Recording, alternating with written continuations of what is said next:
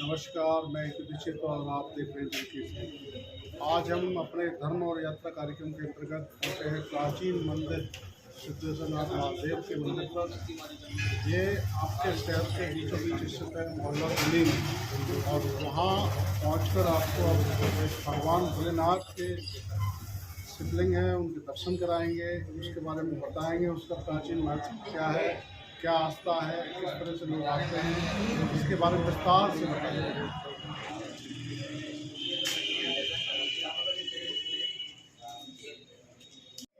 जैसा कि आपको पता है, हम धर्म यात्रा कार्यक्रम के माध्यम से आपको प्राचीन धरोहरों के दर्शन कराते हैं, उनके बारे में बताते हैं, उनके इतिहास के बारे में बताते हैं। ऐसा ही एक प्राचीन सिद्धेश्वरनाथ महादेव मंदिर है, यहाँ आपके शहर के बीचों बीच स्थित है। इसके जो मुख्य महंत हैं उपेन जी, उनसे चलते हैं, उनसे जानते हैं इस मंदिर के महत्व के बारे में, मंदिर की। सीधे चलते हैं कि उपेन जी, आपका बहुत बहुत स्वागत है आपका हमारे जन केसरी चैनल में। जी उपेन जी, मुझे इस मंदिर के इतिहास के बारे में हमारे दर्शकों को थोड़ा बताएंगे कि मंदिर का क्या इतिहास है, किस तरीके से यहाँ लोग आते हैं, क्या आस्था लेके आते हैं, मंदिर के इतिहास के बारे में थोड़ा सा बताएं। जी, मैं आचार्य उपेंद्र, श्री सिद्धेश्वरनाथ मंदिर महंत। मैं आपके चैनल के माध्यम से समस्त भक्तों को ये अवगत कराना चाहता हूँ कि भगवान के बारे में, क्योंकि वो तो आदि अनादि हैं और कहा भी गया है कि असत गिर समन्सात का जुलम सिंधु पात्रे सुरतर वर्षाखा लेखनी पत्र मोर्नी। यानी भगवान के गुणों को, भगवान के गुणानुवाद, उनके बारे में कि वो क्या हैं, उनकी कितनी सत्ता है, कितनी ऐश्वर्य, इसका तो वर्णन शारदा माँ समुद्र भर के स्याही और मंदराचल पर्वत की लेखनी बना करके भी अगर उसका वर्णन करें, साक्षात सरस्वती वो भी नहीं कर सकती। तो लेकिन फिर भी हम अपनी सूझबूझ के अनुसार इस मंदिर का जो महत्व है उसको बताने का प्रयास करें, क्योंकि भगवान महादेव समस्त प्रकार के सुखों को, भोगों को और भक्तों के मन की इच्छा को पूर्ण करने वाले सिद्धेश्वरनाथ महादेव मंदिर बहुत ही प्राचीन मंदिर बसाया गया है। हमारे जो बुजुर्ग हैं वो बताते हैं कि ये जो मंदिर है इसकी प्रतिष्ठा आज से लगभग 600-700 वर्ष पूर्व की गई। अब पूरा उसका ठीक इतिहास नहीं है, लेकिन फिर भी 700 वर्ष पुराना ये मंदिर बताया जाता है। और जो इतना प्राचीन पुरातन स्थान है तो उसकी महानता भी उतनी प्राचीन और उत्तम होगी। इस मंदिर की जो मान्यताएं, ये सबसे बड़ी मान्यता तो ये है कि जो भक्त यहाँ श्रद्धा पूर्वक एक बार इनके चरणों में आ जाता है वो इनका बन जाता है, फिर वो बार बार आने का प्रयास करता है और इनका होकर के ही रह जाता है। उसको प्राप्त क्या होता है, वो जो मन में इच्छा लेकर के आता है वो भगवान सदा से उसको प्राप्त कराते हैं, उसकी मन इच्छित उसको वस्तु प्राप्त हो जाती है। यहाँ के कुछ नियम हैं जिन उपायों से उस व्यक्ति की वह मनोकामना अवश्य पूर्ण होती है। तो हमारे मंदिर में ही एक स्थान प्रभु रामलाल जी का बना हुआ है, जो योगेश्वर प्रभु रामलाल जी स्वयं भगवान शिव का अवतार बताए जाते हैं। उन्होंने यहाँ पर आकर बैठ कर के काफ़ी समय तक तपस्या की और उन्होंने इस स्थान को सिद्ध किया, इसलिए इनका नाम सिद्धेश्वर नाथ पड़ गया। अब सिद्धों के जो ईश्वर हैं ऐसे सिद्धेश्वर, तो उन्होंने यहाँ एक नियम बताया कि जो भी व्यक्ति श्रद्धा और भक्ति के साथ 41 दिन का अगर दीपक प्रज्वलित करता है तो मन में जिस श्रद्धा कामना को लेकर के उस दीपक को प्रज्वलित करता है, भगवान उसके मन की इच्छा को अवश्य पूर्ण करते हैं। ये भगवान की। और रही बात, क्योंकि भगवान शिव और माँ पार्वती तो साक्षात श्रद्धा और विश्वास के स्वरूप हैं। भवानी शंकरो वंदे श्रद्धा विश्वास रूपिणो। जो भी अच्छी श्रद्धा और भक्ति के साथ भगवान का पूजन यजन करता है, भगवान उसको उसके मनोकामना अनुसार फल प्राप्त करा देते हैं। तो भगवान शिव की अनंत कथा है, उनके बारे में तो जितना कहा जाए उतना कम है, क्योंकि हमारी वाणी उनके गुणों का वर्णन करने में असमर्थ है। लेकिन सिद्धेश्वर नाथ की शरण में जो भक्त अच्छी भावना लेकर के श्रद्धा से आता है, भगवान उसकी मनोकामनाओं को अवश्य पूर्ण करते हैं। यहाँ पर जो कार्यक्रम है और निरंतर भक्तों का जो समन्वय है, जो भीड़ है, वो लगातार बढ़ रही है, क्योंकि उनको फल की प्राप्ति होती है सेवा करने से। मंदिर के बारे में ऐसा कुछ विशेष जो आपको जानकारी हो, लोगों तक भक्तों तक पहुँचे, ऐसा कुछ विशेष? मंदिर के बारे में विशेष तो ये है कि कई भक्तों ने यहाँ पे रात्रि में आज से लगभग 25-30 वर्ष पहले यहाँ पे एक नाग नागिन का जोड़ा भी कभी दर्शन किया उनके पलंगड़ में। तो वो कहते हैं कि कहीं ना कहीं भगवान स्वयं आकर के किसी न किसी रूप में आकर के, और वो साक्षात रूप में किसी न किसी प्रकार से भक्तों को दर्शन देते हैं। और इसीलिए मुझे लगता है कि आज जो भक्तों की संख्या है यहाँ पहले की अपेक्षा बहुत हो गई। पहले जहाँ भक्त 50 के समथिंग आते थे, आज 500 की संख्या में उन भक्तों की और ज़्यादा। श्रावण के महीने में तो बहुत संख्या रहती है, गिनती नहीं रहती है, काफ़ी संख्या होती है और भक्त बड़ी श्रद्धा और भक्ति से वर्ष भर में ऐसे जो कोई ऐसे विशेष कार्यक्रम जो यहाँ आयोजित होते हो?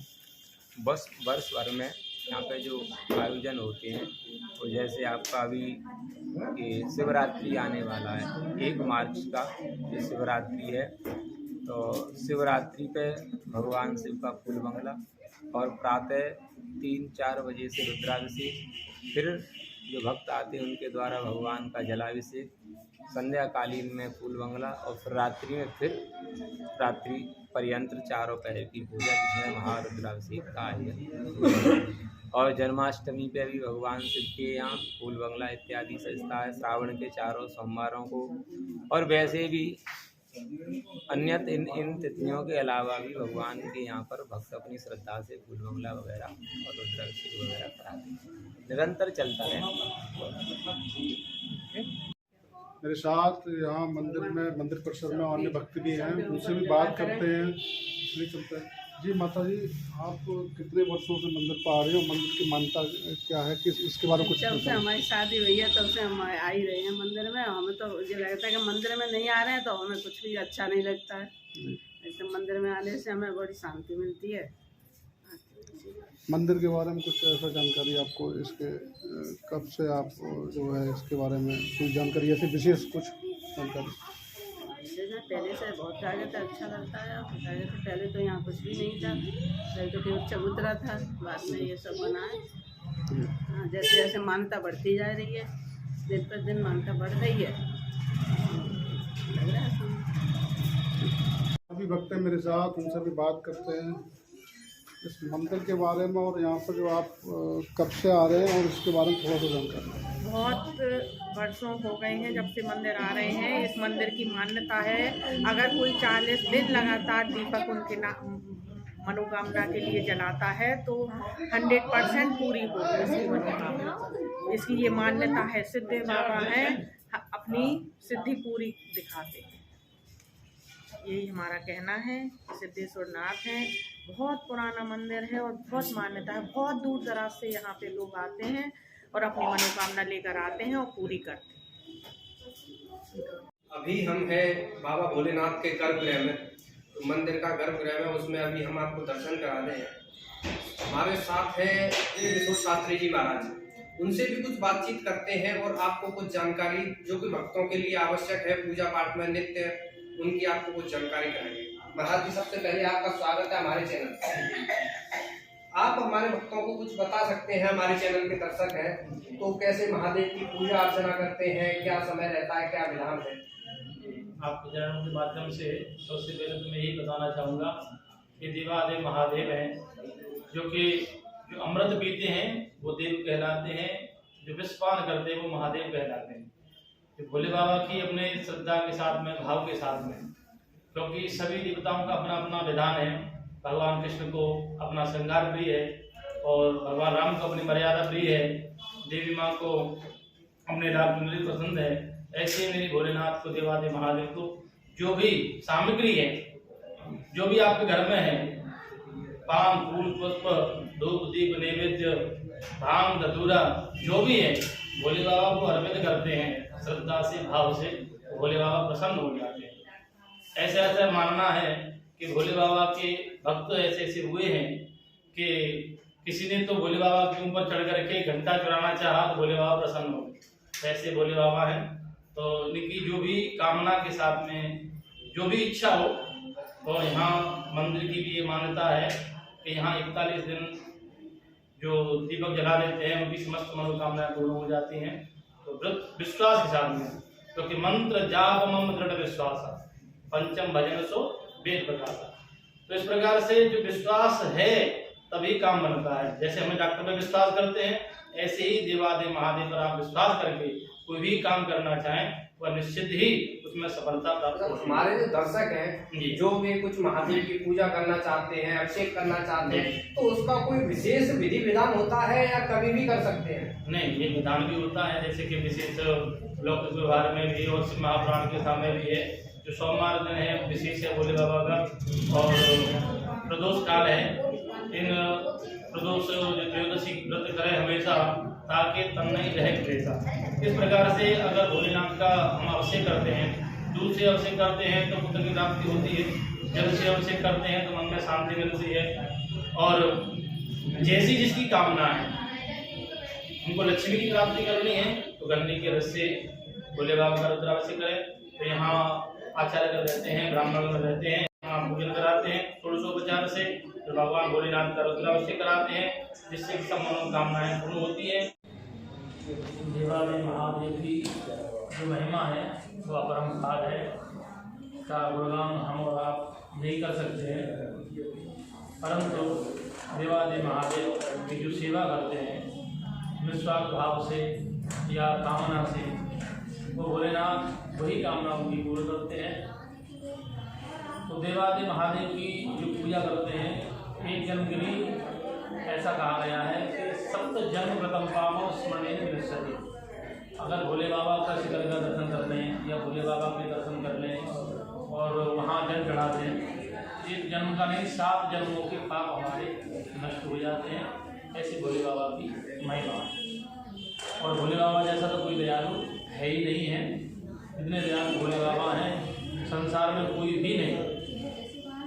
ऐसे देवादेव महादेव की जो हम पूजा करते हैं, दूध चढ़ाते हैं या पंचामृत स्नान करते हैं, ऐसा वर्णन है दूध चढ़ाने से वंश की वृद्धि होती है, दही चढ़ाने से हमारे उनको समाज में प्रतिष्ठा मिलती है, घी चढ़ाने से हमको यश प्राप्त होता है, और शहद चढ़ाने से हमारी जो मनोवृत्ति है वो शुद्ध होती है, शर्करा चढ़ाने से हमारे जो गाथा है वो गाई जाती हैं। इस प्रकार से भोलेनाथ के पंचामृत स्नान किए जाते हैं, जो पंचामृत से, दूध से, दही से, घी, शहद पूरी से स्नान कराते हैं। तो भक्त उनकी भोलेनाथ जो मनोकामना है शीघ्रातिशीघ्र पूर्ण कर देते हैं। और भोले बाबा के तो कहाँ तक वर्णन करें, भोलेनाथ तो भोलेनाथ हैं। जो भी भक्त उनसे जो वरदान मांगते हैं तो फिर सोचते नहीं है कि हमारे वरदान का क्या करेगा। ऐसी पुराणों में कथा आई है कि भस्मासुर नाम का जो दैत्य था, उसने भोलेनाथ से वरदान मांग दिया, महाराज मुझे ऐसा वरदान दे दीजिए देवादेव महादेव, मैं जिसके मस्तक पर हाथ रखूँ वो जल करके भस्म हो जाए। और भोलेनाथ ने कह दिया तथास्तु, ऐसा ही हो। बगल में बैठी थी पार्वती मैया, और उनको देख करके मन लालायित हो गया। मन में विचार करने लगा क्यों ना इस वरदान का जो मुझे दिया है इसका मैं परीक्षण करूं। तो जैसे ही भोले बाबा के ऊपर रखने चले तो भोलेनाथ बोले ये क्या कर रहे हो? नहीं भोलेनाथ, आपने हमको ये वरदान दिया है वो असत्य है कि असत्य है, इसको तो पहचान कर लेते हैं। तब भोलेनाथ भागने लगे। भोलेनाथ ने प्रार्थना की मेरे प्रभु से, राघवेंद्र सरकार से। तब मेरे वहाँ पाँव कट ब्राह्मण रूप धारण करके आए और आकर के उस भस्मासुर को उनकी बातों में लपेट करके, और वह जो वरदान दिया था उसी का हाथ उसी के मस्तक पर रखवा करके और उसी को भस्म करा दिया। तो मेरे राघवेंद्र सरकार कहते हैं, मेरे राम जी कहते हैं कि देखो भोले बाबा कलयुग के भगत हैं, इनको जो वरदान देते हो ना थोड़ा सोच समझ कर किया करो, क्योंकि ये पता नहीं कब वरदानों को कैसे कर देते हैं, इसलिए सोच समझ कर।